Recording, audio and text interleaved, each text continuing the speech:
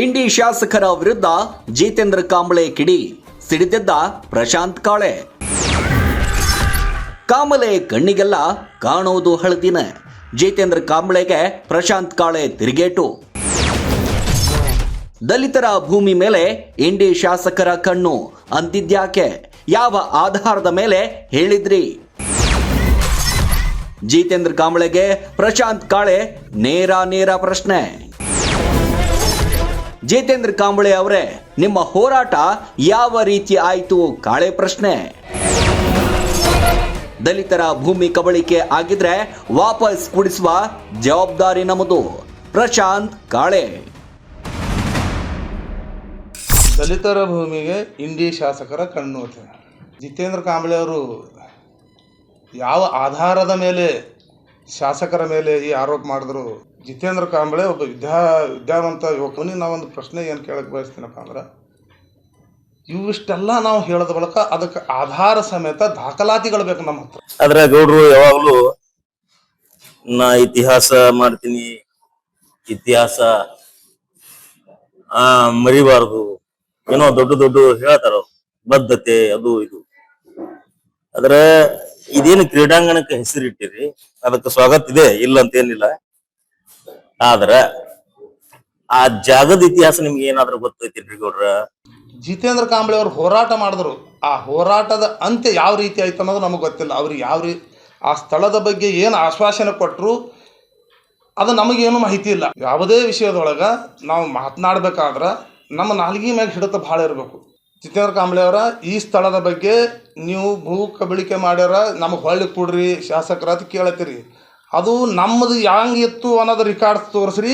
ಅದೇ ಶಾಸಕರ ಕಡೆಯಿಂದ ಅವ್ರ ಸಮೀಪ ಇರೋದ್ರಿಂದ ಅವರು ನಮ್ಮದು ಜಾಗ ಕಬ್ಜಾ ಜರ ಮಾಡಿದ್ರೆ ಅದು ಈ ದಲಿತ ಸಮುದಾಯಕ್ಕೆ ಸೇರಿದ್ದ ಸ್ಥಳವೇ ನಿಜವಾಗಿದ್ರೆ ನಾನೇ ಶಾಸಕರ ಕಡೆಯಿಂದ ಹಕ್ಕುಪತ್ರ ನಮ್ಮ ದಲಿತರಿಗೆ ಕೊಡೋ ವ್ಯವಸ್ಥೆ ನಾನೇ ಮಾಡಿಸ್ತೀನಿ.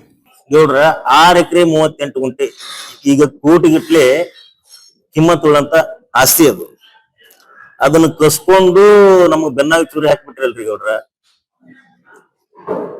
ನಿಮಗೇನಾದ್ರೂ ದಲಿತರ ಋಣ ಇತ್ತಂದ್ರ ಓಟ್ ಹಾಕ್ಸ್ಕೊಂಡದ್ದು, ದಲಿತರ ಬಗ್ಗೆ ಏನಾದ್ರೂ ನಿಜವಾದ ಕಳಕಳೆ ಮತ್ತು ಬದ್ಧತೆ ಇತ್ತಂದ್ರ ನೀವು ಆ ಜಾಗ ನಮ್ಮ ಸಮಾಜದ ಇಂಡಿ ಏನು ನಮ್ಮ ಸಮಾಜ ಐತಿ ಅವ್ರಿಗೆ ಒಪ್ಪಿಸ್ಬೇಕು.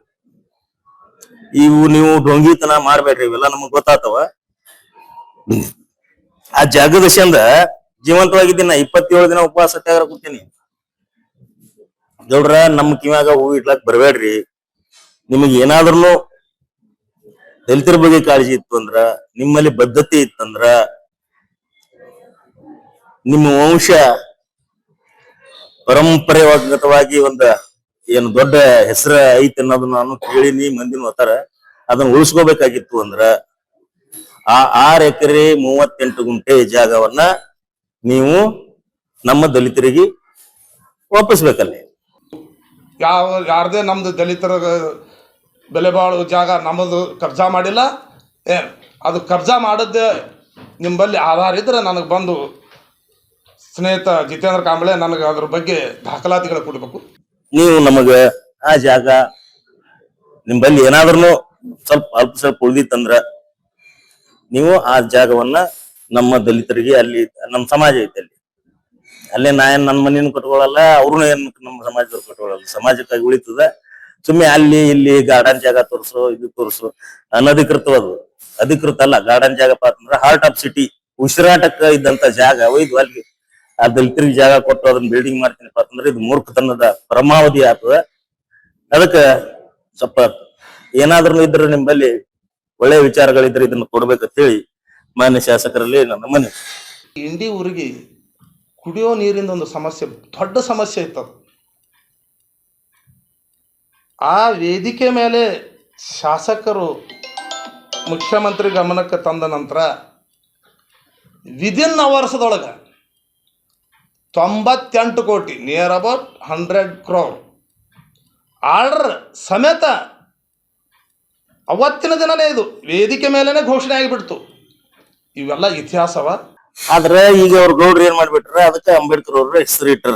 ಸ್ವಾಗತ ಮಾಡ್ತೇವೆ ನಾವು, ಇಲ್ಲ. ಆದ್ರೆ ಜಾಗ ನಮ್ಮದದು, ನಮಗೆ ಸೇರಿದ್ದದು. ನಾ 1923 ಹಿಡ್ಕೊಂಡು ಅದ್ರದ್ದು ಮತ್ತು ಉತಾರಿಗಳನ್ನ ತೆಗೆಸ್ಕೊಂಡಿನಿ. ಅದು ಮುಂದೆ ಸರ್ಕಾರ ಇದ್ದದ್ದು ಅದು ಪಟ್ಟಣ ಪಂಚಾಯತಿಗೆ ಎಂಡಿಗೆ ಹೋಯ್ತು. ಮುಂದಿದ್ರೆ ಆ ಸರ್ಕಾರಿ ಜಮೀನ್ ನಾವು ಕಬ್ಜಾ ಮಾಡಿದೆವು. ನಮ್ಮ ಮೇಲೆ ಕೇಸ್ಗಳು ಅದು, ನಮ್ಮ ಒಂದಿಷ್ಟು ಬಹಳ ಜನರ ಮೇಲೆ ಕೇಸ್ಗಳಾದವು. ನಾವು ಕೇಸ್ಗಳನ್ನ ಎದುರಿಸಿದೆವು, ಬಿಡುಗಡೆ ಆದೆವು, ಬರೋಬರ್ ಐತೆ. ಆದ್ರೆ ಈಗ ಜಾಗನೇ ನುಂಗಿ ಕೂತಾರ ಗೌಡ್ರು.